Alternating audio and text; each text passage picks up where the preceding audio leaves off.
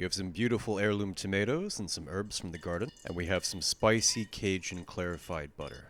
Hands down, this is one of the most delicious things I've made in a while. Okay, let's begin. So the first step, we need to peel and devein our shrimp. This is monotonous, but it's definitely worth the effort. The best technique is to remove the head and then take a small paring knife and then gently ease out the vein. Then peel off the shells, and you can also keep the shells for another recipe, like a bisque for example. Okay, now we're going to melt a whole stick of butter, 250 grams. Now we're going to add a whole bulb of garlic, saffron, cayenne, turmeric, some smoked paprika, and lots of black and white pepper.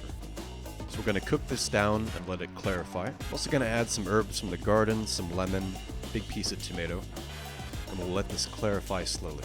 So that took a little bit of time, but we're done peeling our shrimp. It was totally worth it.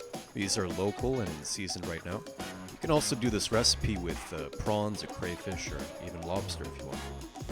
Okay, so now I'm going to start plating.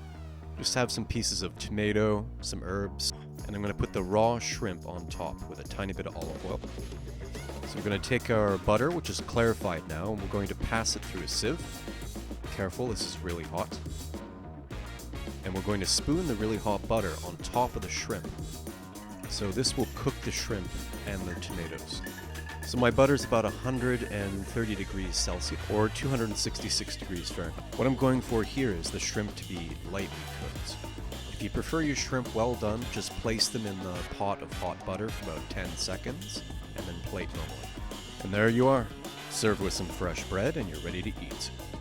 Well, thank you for watching. I hope you enjoyed that video. If you'd like to see further recipes and techniques, please like and subscribe. Happy cooking!